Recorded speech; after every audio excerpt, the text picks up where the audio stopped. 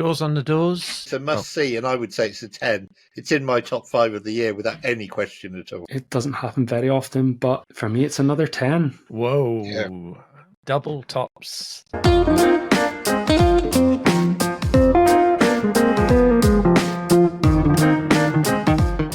Hello and welcome to another edition of Flickering Dreams, episode 55.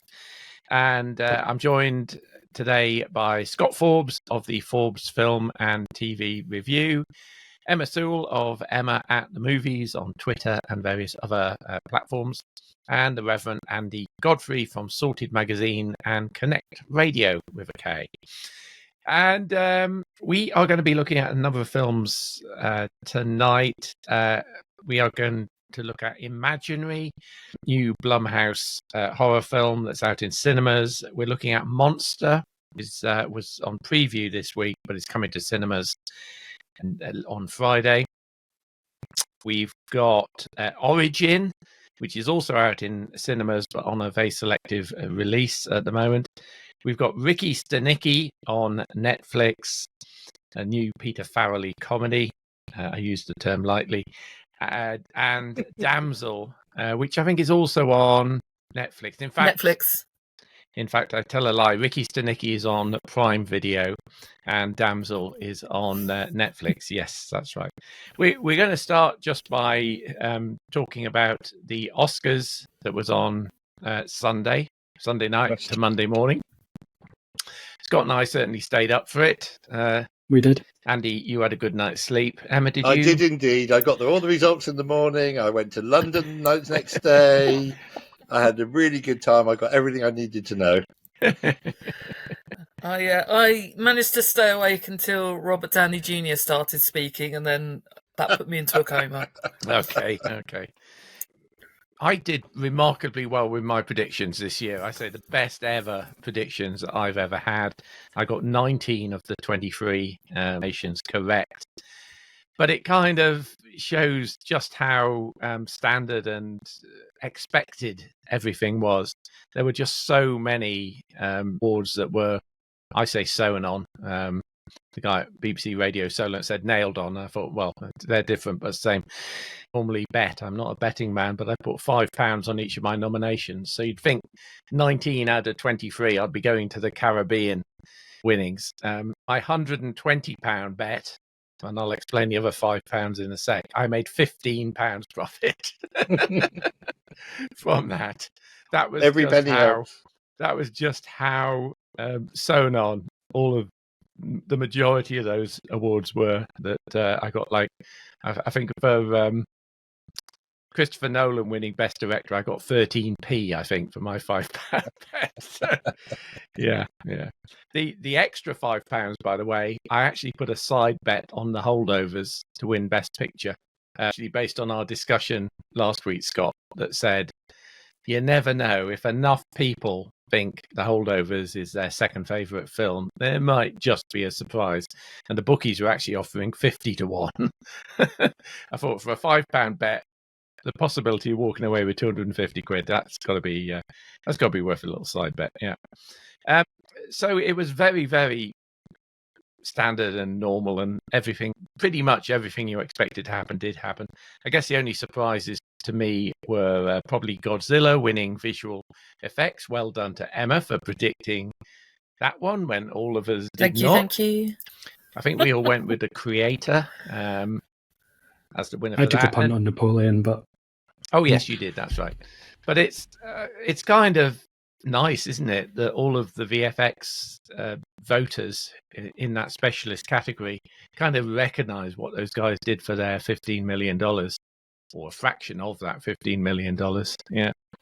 So it was just nice seeing the team, like how excited they were and bringing their little Godzilla toys, and it's the kind of spirit that a lot of the cynical side of Hollywood and the Oscars, and this just looked like they were having the time of their lives, just taking full advantage of this opportunity they've got. Yeah.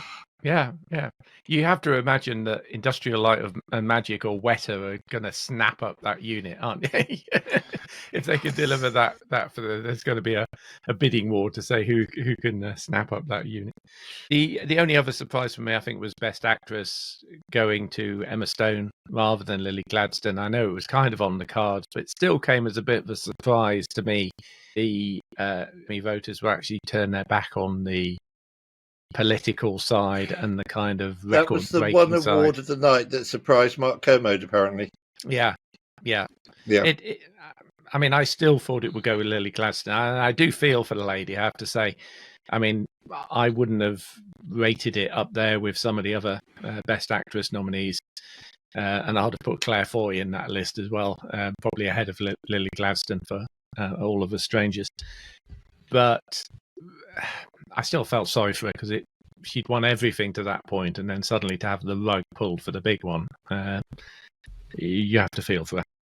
What did you guys think of the show in general, those of you who've seen it? Well, for me, it was fine. It wasn't an amazing ceremony, but it felt like it was fairly solid and quite safe. I thought Jimmy Kimmel as the host was dependable. His opening monologue had some gags in there, a little bit hit or miss. I actually kind of liked the controversy that he did with the Robert Downey Jr. stuff. I found that a little bit amusing, but I suppose that goes to my dark sense of humour. But I thought the skits throughout the presenters were mostly miss, apart from two. I really enjoyed the Ryan Gosling, Emily Blunt sort of Barbenheimer rivalry that they were going. Yes. That was quite funny. Of course, I like the message they had, that they were kind of saying a big hurrah for all the stuntmen, because that's obviously hailing their upcoming film, The Stuntman. Fall Guy. But it's. I thought, is this a way in for the Academy to put a stuntman Oscar on to next year's? Well, it won't be next year because, well, we know that they've announced next year casting will be the new category they're going to have. So it'll be the year after that, maybe. But it could be the year after. The other one that I liked was the Arnold Schwarzenegger, Danny DeVito sort of Batman villain section. Yes. That was kind of cool. It was fun. Aside from the awards themselves, everyone was interested. Andy quoted it last week. It was the I'm Just Ken performance. We were all waiting to see it. And it was very good. Very Marilyn Monroe inspired sort of set design around there. Slash coming in was kind of cool. Yeah. Yeah, he's not a professional singer, but he did a solidly entertaining job. I think he did pretty well, given there presumably wasn't any auto-tune. Well, maybe there is live auto-tune, I don't know. But I thought he did a pretty good performance, given it was live. Yeah. The one joke that hasn't been mentioned, which Jimmy Kimmel came up with in his opening monologue, which I thought was worse than the Robert Downey Jr. stuff, was his joke about Germany. He was talking about Sandra Hüller and what the joke was. Now, it was something about Germans being murderers and kind of tying together me of a fallen zone of interest and generally casting aspersions on the Germans as a race.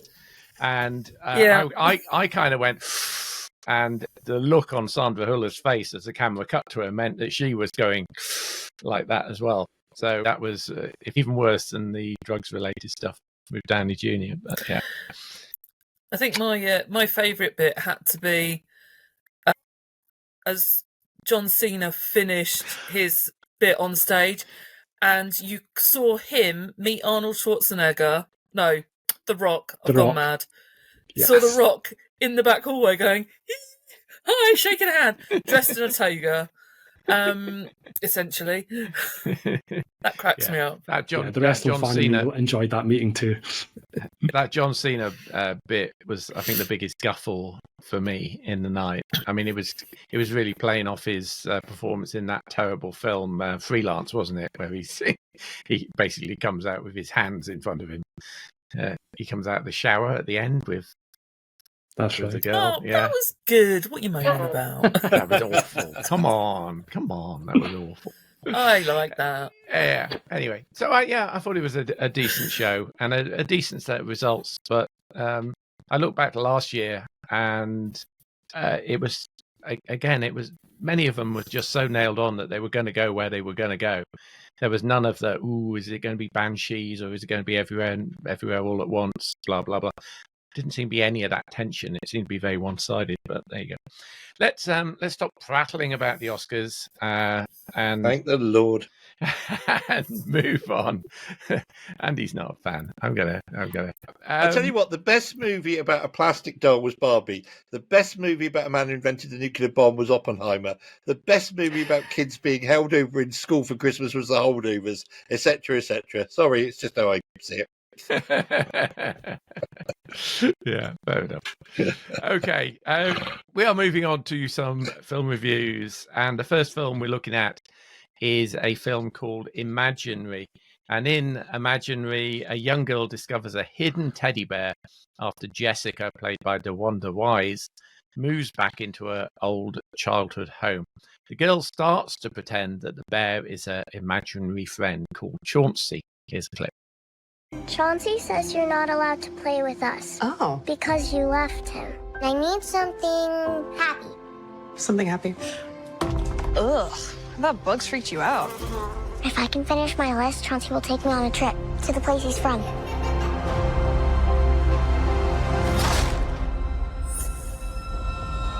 Something that hurts.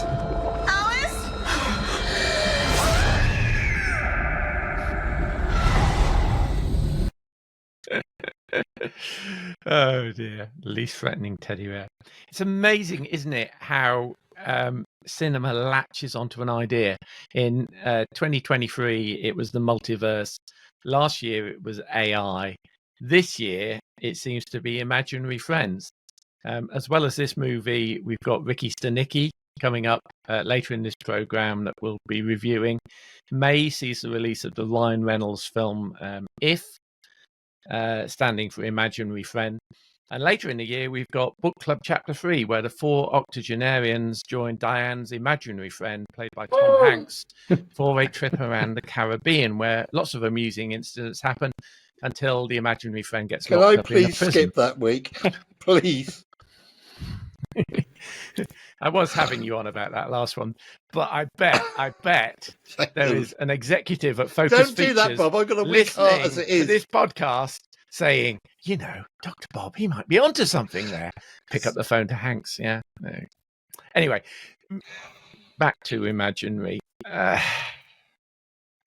mean, it was horror-like, wasn't it, that we've seen a dozen times. It's pretty bog standard stuff.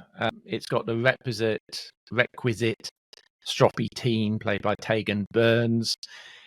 It's got a young possessed girl played by Piper Brown. I think that's how you pronounce her name, Piper Brown, going into a beyond world, and it's got a catchy little tune. So for me, it was very reminiscent of a very lackluster version of Poltergeist in that regard. It was also very similar to last year's Insidious, The Red Door, but in this case, the door was royal blue. There's a false ending to the film, which I thought was simply stupid. It was very lackluster. It was kind of after my Oscar night, and I was tired going in to see it. And to be honest, there was 1 or 2 points where I literally nearly fell asleep during this. I just thought it was dull. Scott, your view? Sure. Yeah, I saw this early Monday morning as well after the Oscars, and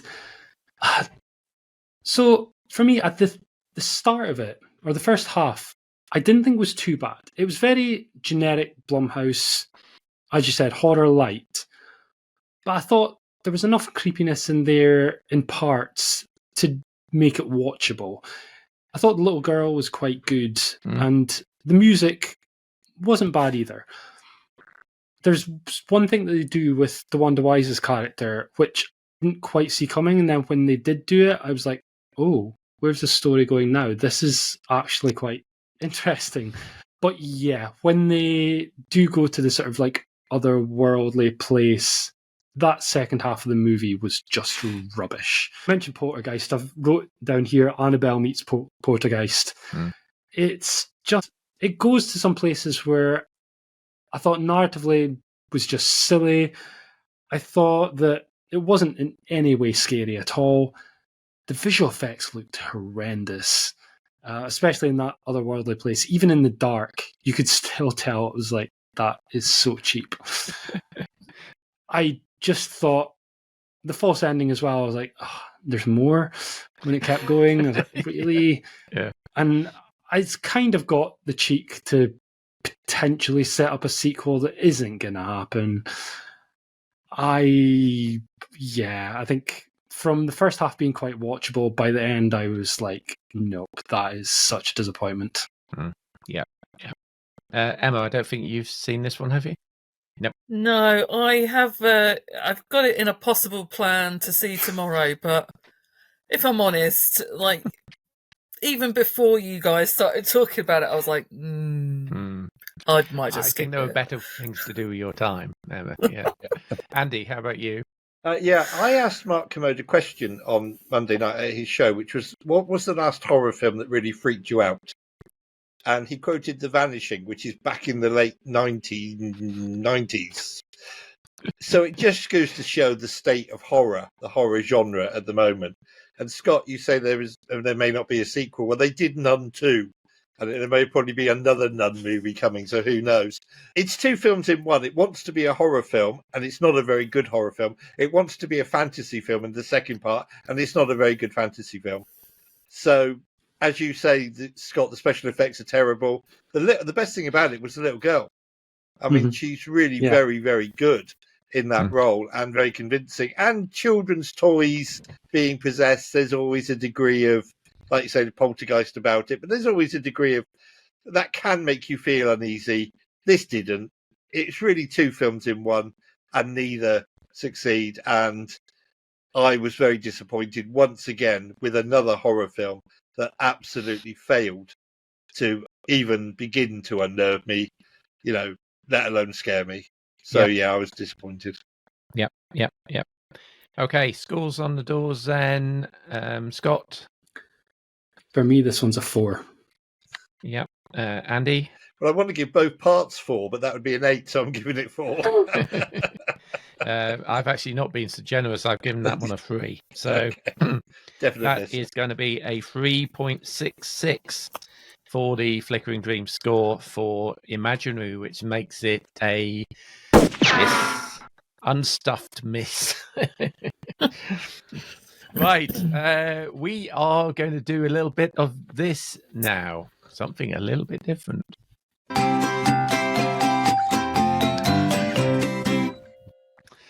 Right, we're going back to a new round, a new game, I should say, of our movie quiz. And I'm mixing it up a little bit in this season in that we're going to have some slightly different variants of the game. The basis is still the same, that you have to try and guess the film. And there were going to be 5 clues as to what the film is, and the film is selected at random from the top 1,000 box office films of all time. So what this one is going to be, dialogue schmialogue, is I am going to give you 5 pieces of dialogue from a film, and you have to try and identify the film. As always, if you get it on the first go, you'll get 50 points, and so on down to 10 points for the 5th and final piece of dialogue. If you do a wrong guess in any of those 5 slots, then it would be minus 10 points. So let's see how you get on with this. Okay, the good news about this quiz is that the audio listeners can also play along and try and guess the film. So I'm going to read each piece of dialogue as it comes up. Here's the first one. We all believed we'd run into the burning building, but until we feel that heat, we can never know. You do. Anybody writing anything down? Is there any chance you could do it in the accent of the person saying it? We all believe. No, I can't. And the sound effects as well from the background. That would be cheek. That would be cheating. Right. Here comes line number 2. I assume you're familiar with the Soviet-era secret cities. I'm really tempted to write something down. Are you? How do we feel if we all do really badly at this, making a completely new type of quiz next week? Well, it will be a completely new type of quiz next week. Don't worry. Oh. I've got a number of variants to play with. It's not all going to be this season. I've taken a leap. I've written something down. You've taken a leap. Blimey. Oh, there you go.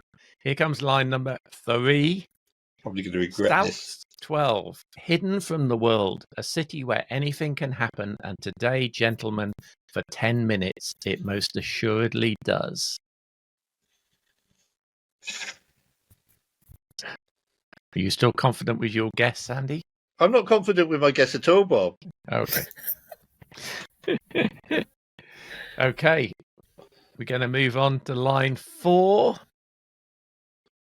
None of which explains how or why you sold him inverted munitions.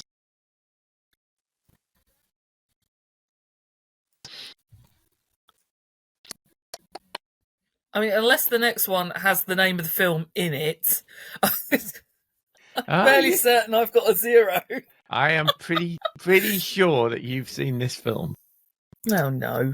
Here we go. Final line coming up. One of these bullets is like us, travelling forwards through time. The other one's going backwards. Can you tell which is which?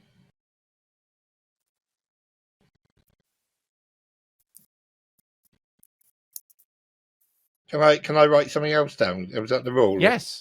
You can write as many I've as you written like. Go for minus 20 points. I've written something down on the 5th one.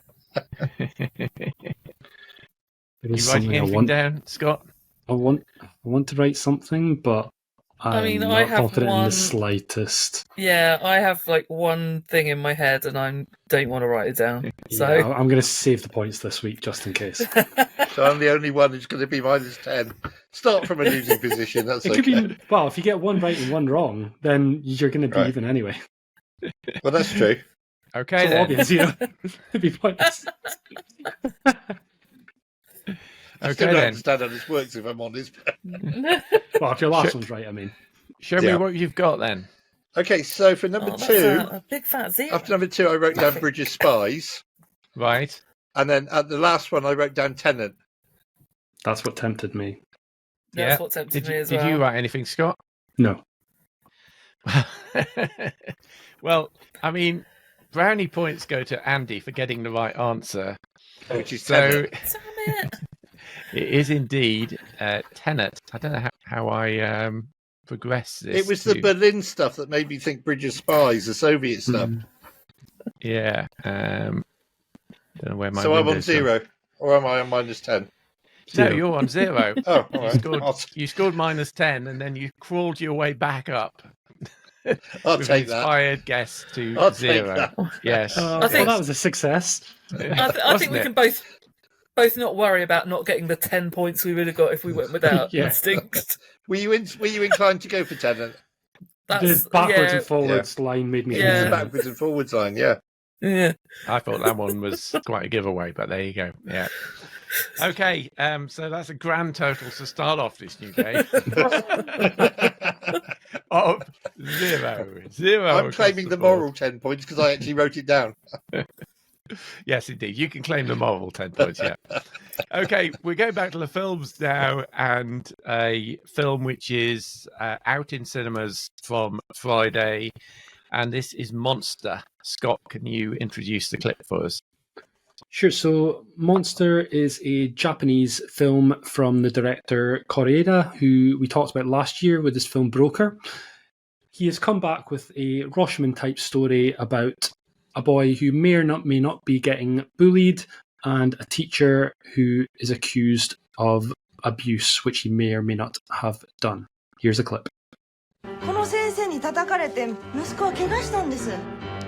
まあこういうのって母子家庭にありがちっていうか、まあうちもシングルマザー。堀先生。児童のせいにしたら親御さんの怒りに火がつくでしょ。実際どうだったかはどうでもいいんだよ。豚の脳なんだよね。港の脳は豚の脳と入れ替われてんだよ。いつも麦野くんを叩いたりしてます。なんだよそれ。お話を伺いたいんですけれどもよろしいでしょうか。全焼だって。化け物ですよ。怪物誰だ。頭に豚の脳が入ってるのはあんたの方でしょ。So when I saw the trailer for this one, the first thing that came into my head was the Thomas Vinterberg Danish movie starring Mads Mikkelsen, The Hunt, which is, for me, a 10 out of 10. Amazing movie about a teacher who is only accused of something and faces the wrath of everyone in the community.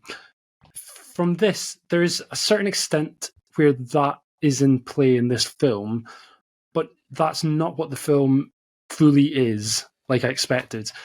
Instead, we see the impact of this child who the teacher thinks is bullying someone else, and it's difficult to talk about this film without giving away anything, but there's a lot of truths and untruths, a lot of secrets, and there's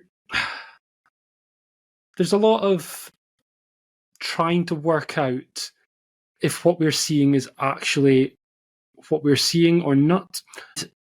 Basically, one of the things that this film does is play out some of the events, and then, I don't know if it's halfway through, maybe a bit before halfway, it sort of cuts, and then you start seeing the same things again, but from a different perspective. And that reveals more information, makes you think about some of the things you saw earlier and what were true then and what are different now.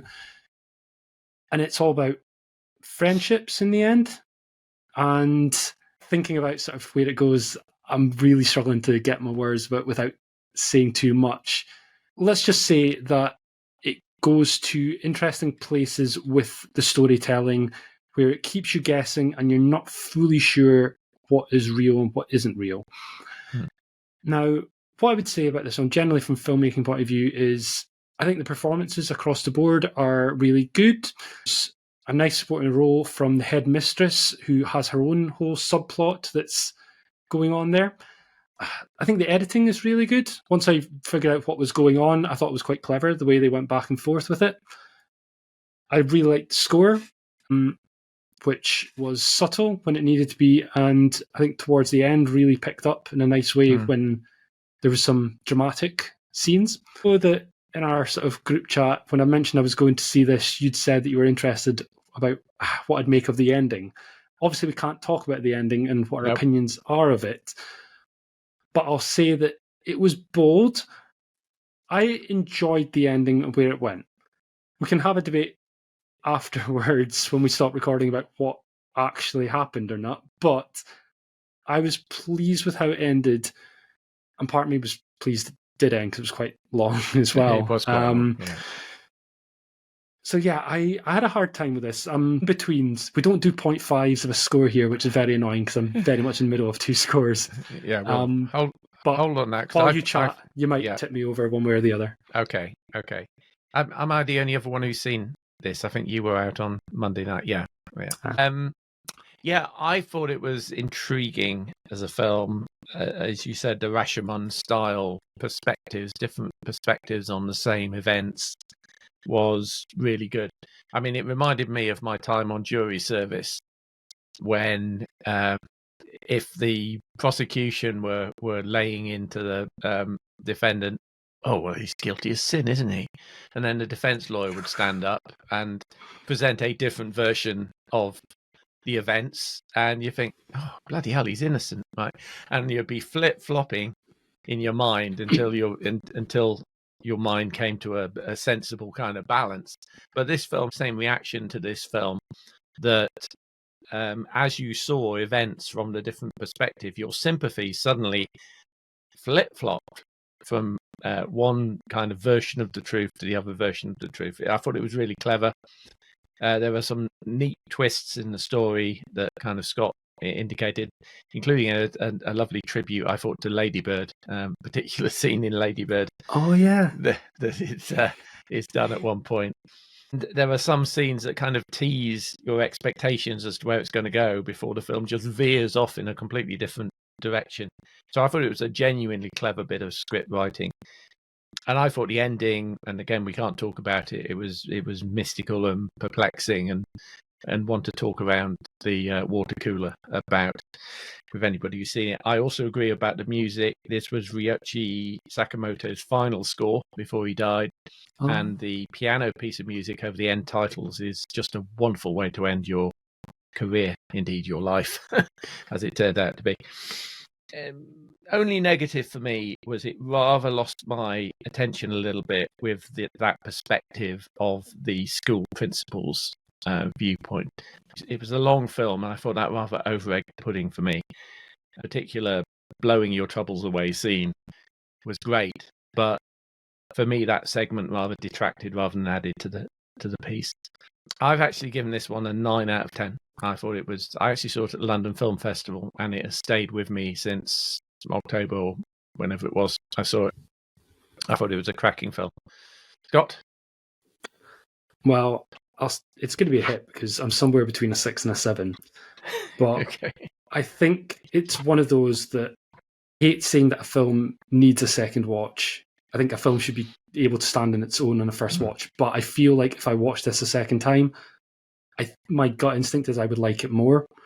And so I'm going to give it the benefit of the doubt and go 7 on this one. Okay, so that's a Flickering Dreams score, nice and easy maths, of 8 out of 10, which makes Monster a hit.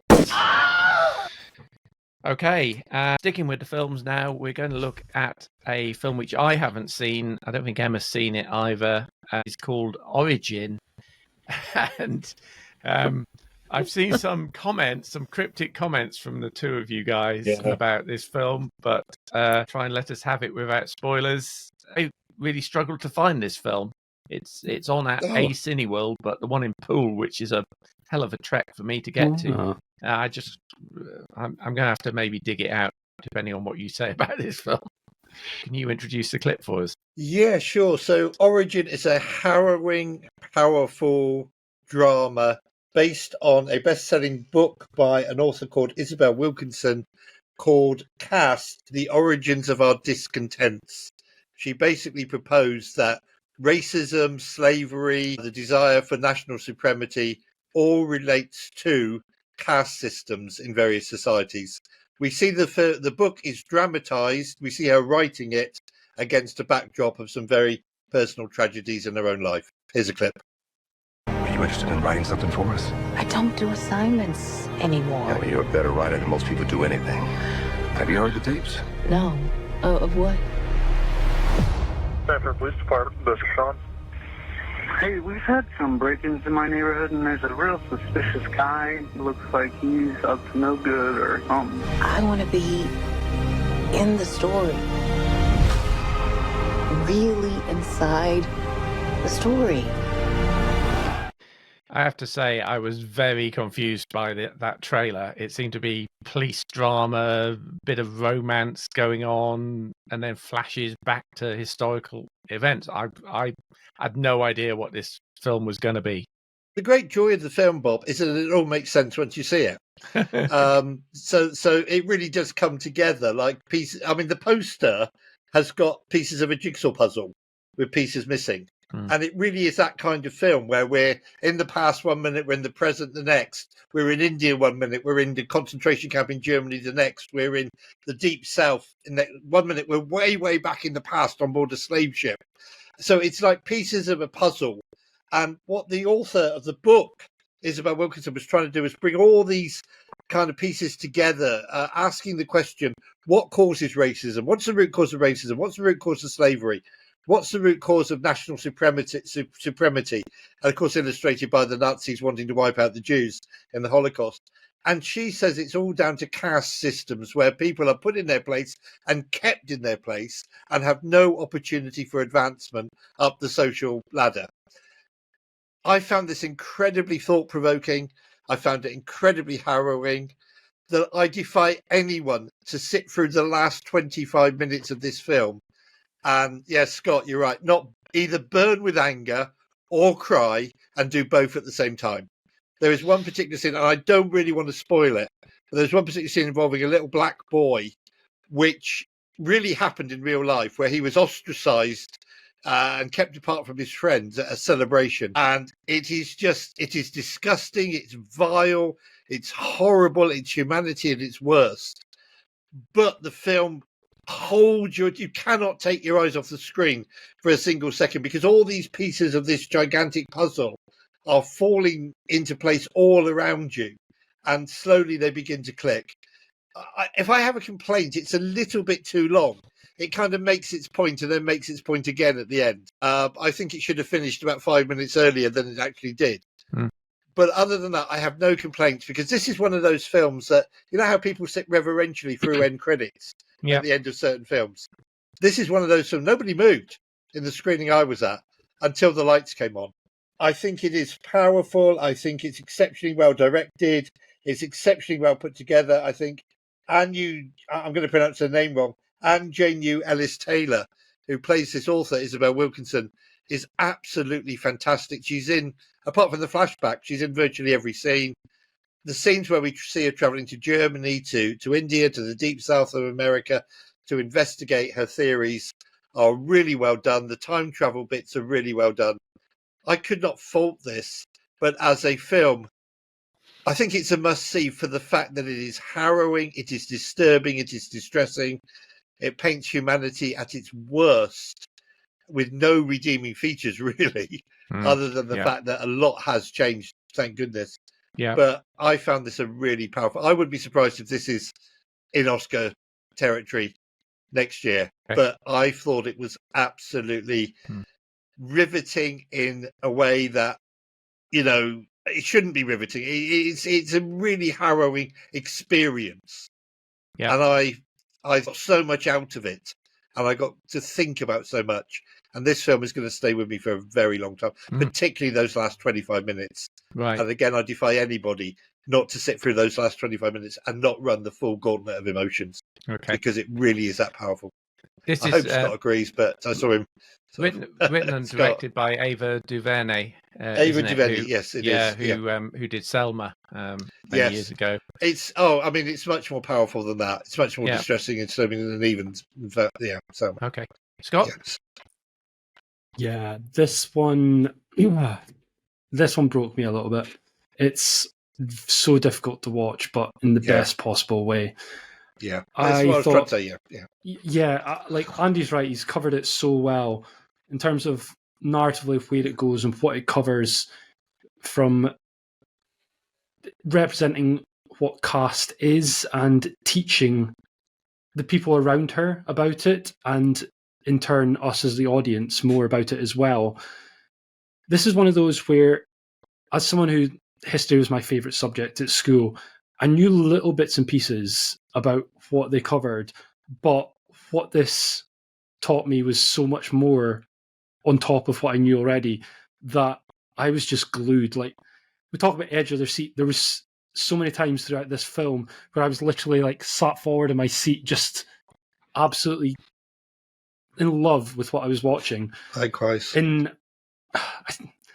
sounds bad to say in love with what I was watching, because it was so horrible what was happening, but as a film, this one, the stuff that they tell you about and how it's all connected with America, with Nazi Germany, with the Dalits in India, and how she's trying to find a way to connect them all for a book, as opposed to them being three separate cases of discrimination. Investigations into finding that link, and when she does find some links, it's amazing. There's one sort of scene with a group of people in a meeting in Nazi Germany where they're discussing American laws, and I was just blown away by this, and it made me want to learn more. And although Andy said it's long, and to some extent you could say that, part of me actually could have done with more. And I was thinking to myself, I could have done with like a 6-part mini-series where they're going into even more deeper detail about some of these things. It just to me on so much to that. Just with the subject matter, it is going to be difficult for people to watch. And as Andy said, that scene with the boy towards the end was the one that brought the most tears out of me. So powerful, and almost to the point where I was looking away from the screen just for a split second of relief, because it was like, I can't believe I'm watching this. The performances were amazing. Ensemble piece. Anjuna Ellis-Taylor, as Andy says, was brilliant. But we've got other people. John Bernthal playing her husband, fantastic. A few other cast members have dipped in here and there. One supporting performance that really stood out to me, and it's a smaller role, was Audra McDonald. She has a speech in this film that is such an easy Oscar clip that it's just, I was watching her and I could not take my eyes. I was like, this is incredible. The screenplay, if I haven't seen a screenplay like this for so long, it is astonishing. We see it partly played out as well through narration. So our lead character, especially towards the end of the film, I think where Andy's saying where it tells its point and then tells it again in a way where it's told through narration just to punctuate what we see. She's writing things in a whiteboard. I think it's actually a direct quote from the book, isn't it? The final few minutes at the ending of the actual book. I think so, Scott. Yeah. Okay. Well, yeah. Either way, it punctuated it for me in a way that was just the cherry on the cake. Again, it's a little bit difficult, the fact that we see this main character in the interracial relationship and how that plays with her personal life and what she's learning about from a social side of it. And as someone who's in an interracial relationship as well, I came away thinking about my own relationship in relation to this film. And it was, I came away not quite shaking, but I had a lot of adrenaline when this film finished. And I'm not one that stays through credits, but this is one where I stayed seated through the credits and just until the lights came on. I'm not 100% sure. I read somewhere that it could have been eligible for this year's Oscars, but it didn't get enough support in America. So I'm not sure actually whether it's eligible for next year or it just completely missed this year. I think a lot of Americans particularly would find this very uncomfortable. I would say that is certainly true. Yeah. But yeah, for me, it would be a huge awards-worthy film if it's eligible. You guys can make your own minds up for it. I get the feeling you're going to agree with us. Okay, good. Scores on the doors? I'd say it's a must-see, and I would say it's a 10. It's in my top 5 of the year without any question at all. Mm-hmm. Yeah. And Scott? It doesn't happen very often, but for me, it's another 10. Whoa. Yeah. Double tops. So that's a Flickering Dream score of 10 out of 10 for Origin. No question. That doesn't happen very often around here. That's a huge hit. Okay, let's take a look at the top 10 box office for UK and Ireland. I think this is to some time around the 11th of March, but I put question mark because the website has actually got the 1st of March there, but it's definitely not the 1st of March number, so they've made an error on their website. So I have pointed that out to them. But the continues to be at the top of the charts. That's 2 weeks at number 1. It's well, that number would be higher though, actually. Loved it. Come back. Loved it. And so it's added another 6 million, which is pretty good. So that's 19 million quid. So Mr. A has added 81 million quid to the coffers with his 2 films, which is going somewhere. I can see June staying in the top 10 for quite a while to add to that total. I don't think it's going to get anywhere near Wonka, but we'll see. Number 2, we have Wicked Little Letters. 3rd week in release. It's still doing pretty good business in terms of holding up there. In fact, the illustrious Mrs. Mann and the saintly Sarah Shaw have gone to see that film again tonight. So they're adding to those coffers a little bit more. That's over £6 million at the box office. At number 3, still hanging in there as well, is Bob Marley One Love, which I have still to see. Definitely seems to be holding up in the charts as well. £15 million. At number 4 are the Ducks in Migration, weeks in the charts, still at number 4. So again, this is a kids' film that is almost bound to be in that top 1,000 list again, isn't it? That we were commenting previously on how many. So kids... will the dialogue quiz simply be quack? Quack. Oh, it'll be your l'orange. Oh yeah, l'orange on top. That's the question. 5 is that film we talked about at the head of the show, which is Imaginary, 1st week in the chart. At 6 is a film called Shaitan, which I must admit I don't know anything about. Is that familiar to any of you guys? It is a Indian film, but I don't think it's been received that well from what I've seen of it online. Reverend is one of these theatre events, which is Titanic the musical. I was so tempted to go to that. Were you? I was tempted. I didn't, because it's like the uplift prices. Yeah, the uplift prices of these things is ridiculous. I was very curious. Yeah, that's why I think these things do such good business at the box office, because the price is so high. Probably not that many people go to see them. But at number 8, still in the chart, 14 weeks, is Wonka, slowly adding another £107,000 to the 63 million total now. At number 9 is that Polish film, Sami Swojpokzatek, maybe. And again, I'm not going to say anything bad about the Polish film or the Polish people in general. We'll get all sorts of shit. And at number 10, who's out there? Who is continuing to go and see Madam Web? 5 weeks in the chart, still hanging in there at number 10. We had a review of that on the Kermode Appreciation Society Facebook page. Somebody liked it and had seen it 3 times. Yes, that's right. Yeah, I remember seeing that. And you just went, what? What? How did that happen? Anyway, there we go. Talking of films we might rant a little bit about. Next up, we've got Ricky Stanicky. Scott, can you introduce that to us? Sure. Ricky Stanicky is a film about a group of 3 friends who they've been friends since childhood, and they've made up an imaginary friend who, as they grow up, they use as an excuse for basically lads' trips. And if anything goes wrong, they'll blame it on their imaginary friend. Here's a clip. My baby's going to be born 6 weeks early. I was born 6 weeks early. Oh, I want to know where the hell you guys were tonight. We called every hospital and there was no record of a Ricky Stanicky. You know, all we did was tell one lie. Hundreds and hundreds of times over many, many years. If the truth does come out, my marriage is over. What if we hire an actor to play Stanicky? So that's the basic plot. Scott? Yeah.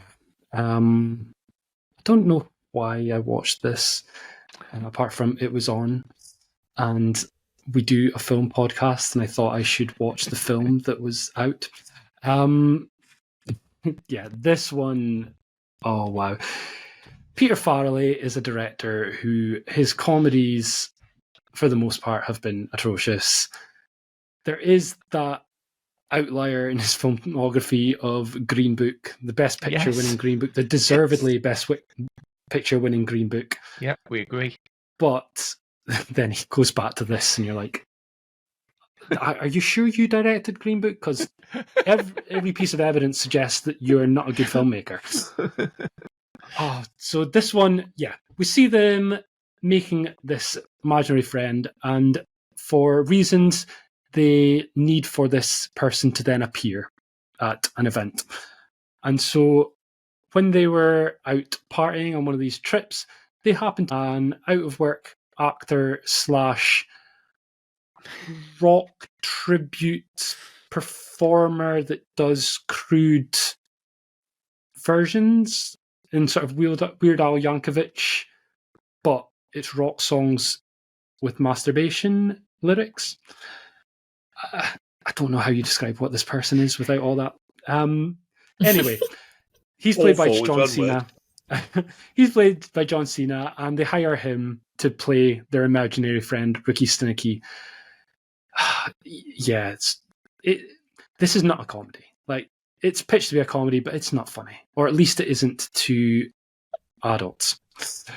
I think I said in my written review something about it probably appeals to like 13-year-olds with very immature sense of humour. And by that little snigger, I'm guessing Emma as well. Emma hasn't seen it. I'm going to watch it now. I'm sure you'll love it. The description. Yeah. I was watching it today when my son popped in and said, "Oh, me and the wife watched that last night." And we liked it. So yes. The thing is, the acting is so bad from pretty much everyone. I thought William H. Macy did okay in what he was given, but John Cena, I've seen some people online thinking he saved the movie, he was great. For me, he's Razzie worthy. I absolutely hated him in this. And I have trouble with John Cena because he's got this place in his career now where he's definitely better in comedic roles.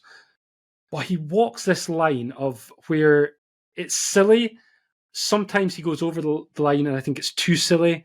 Sometimes, like in The Suicide Squad, he just stays on the right side of it where it's brilliant.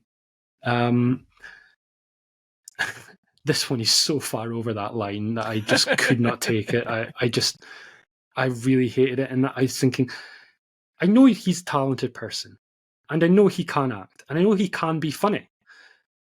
And yet I was cringing so much. The only thing in this film that made me laugh, it really shouldn't have as well, but the bar was so low, was a scene with a duck and a dog. And the duck kind of tried to murder the dog, but I won't say any more than that.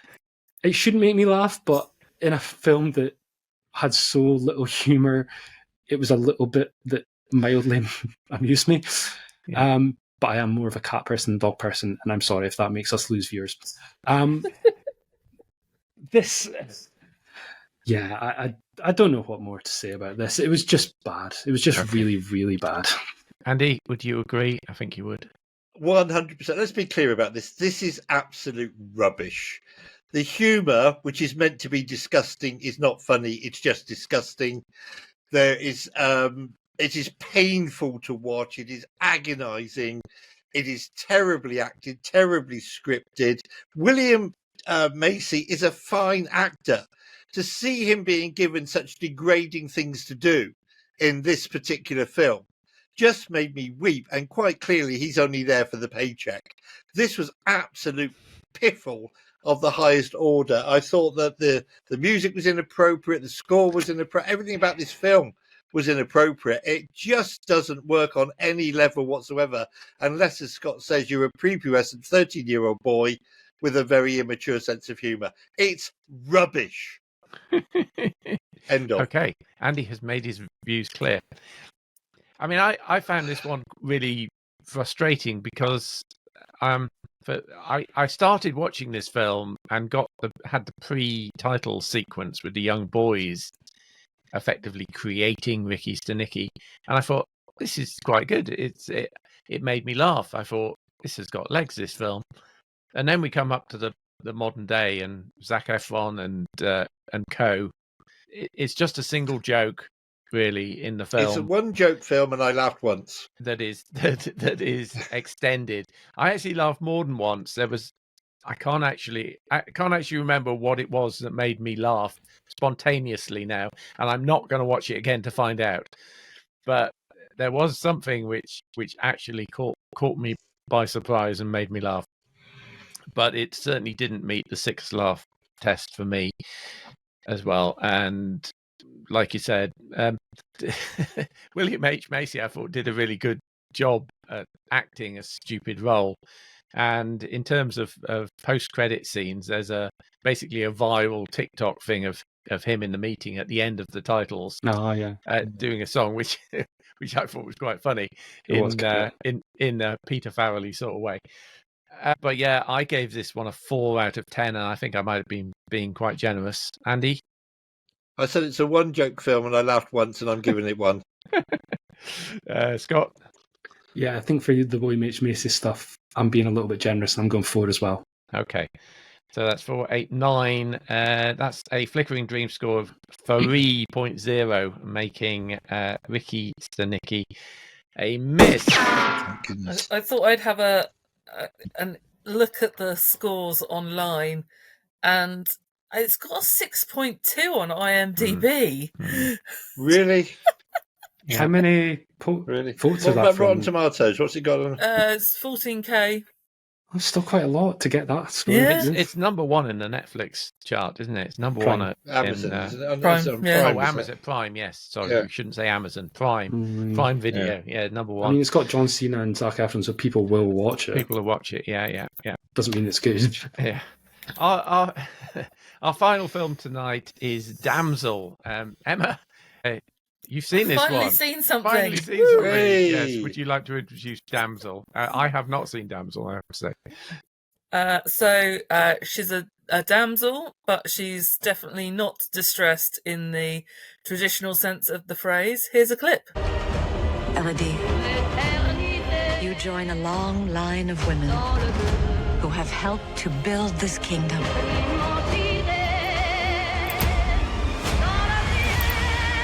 It is this sacrifice we commemorate every generation, a tradition going back centuries, a legacy of honor and duty you now inherit.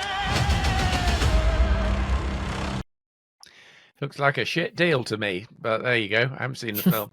Emma. So I actually quite enjoyed this. Elodie's parents are rulers of a kingdom that it's not doing well. You know, they're plagued by all sorts of problems. So her father does a deal with another kingdom to marry off his eldest daughter to their son, and we see this unfold. They meet, everything's fantastic, but we're aware something is happening sort of in the background that Elodie and her the rest of her family aren't aware of. And obviously, as you can guess from like some of the pictures and bits of the trailer, yeah, she gets the rough end of the deal, and they sacrifice her. And it does, like, it pans out like your sort of regular Disney-esque princess story. You know, she meets a handsome prince and they fall in love and blah blah blah blah. What's wrong with that? And then he throws her into a pit with a dragon. That's not on, is it? And then from that point, you're fully aware that Elodie is like really self-sufficient, and you know, she can stand on her own 2 feet. She doesn't need a man, especially one that lobs her into a pit, as I say.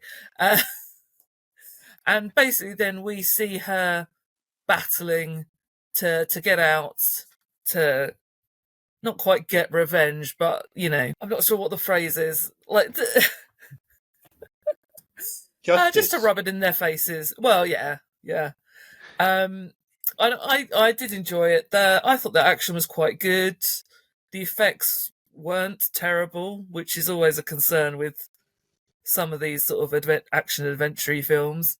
Yeah, and although I'm not a massive fan of Millie Bobby Brown, I thought she was very good in this. And I did like the fact that they have made it not the fairy tale ending. They just have gone the way that, as you watch it, you're like, oh, I know how this is going to end, and it does not end that way. Okay. And that was actually very pleasing. Good. Have you seen this? I've seen this and I thoroughly enjoyed it.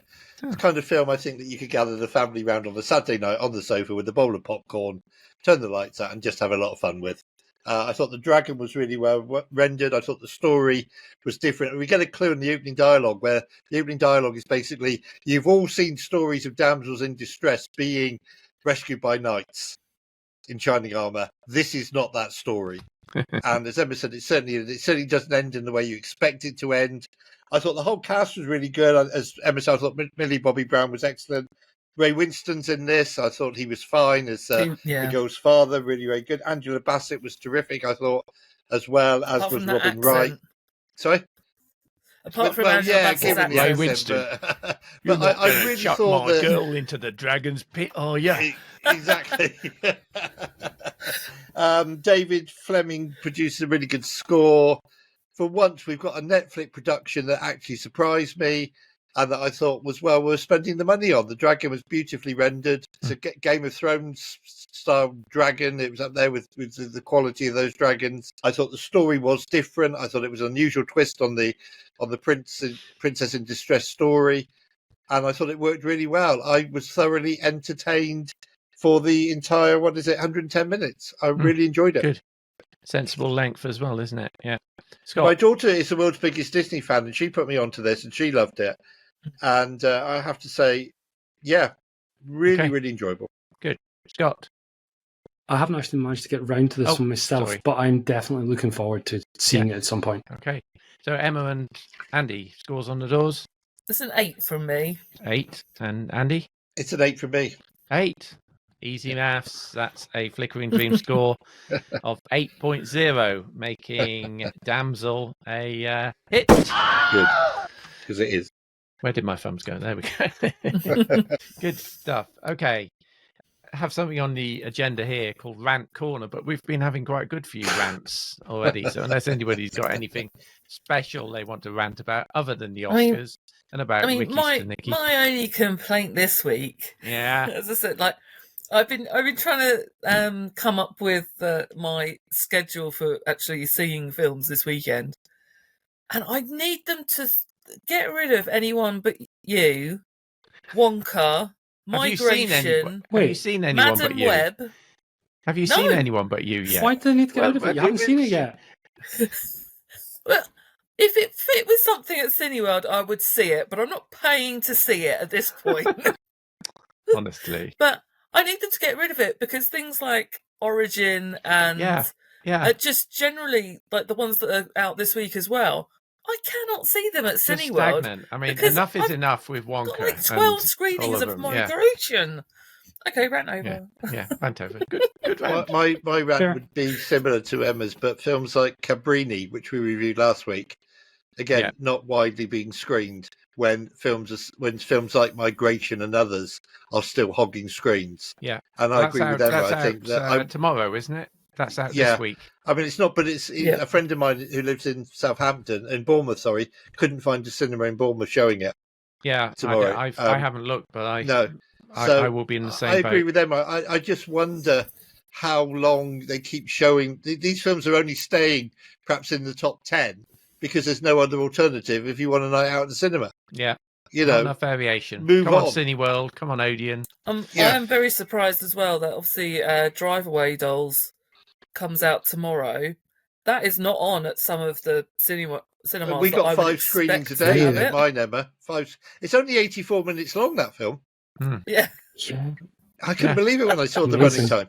Looks worth seeing. Okay, any other business? And I just wanted to flag 2 things on streaming that have suddenly appeared or will shortly be appearing.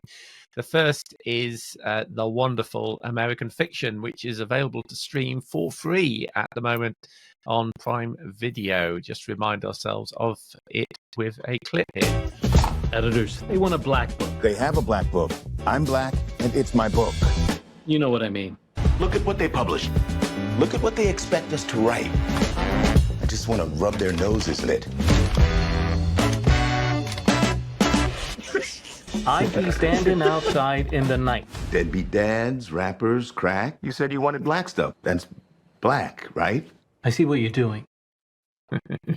I love that film, I have to say. Anyone remember the days when you had to wait years to see a film on television? I know. This has come around indecently fast. And if anything, I would have probably, after the Oscar success, I would have put it out into cinemas again for another couple of weeks. But they haven't done that. It's on Prime Video.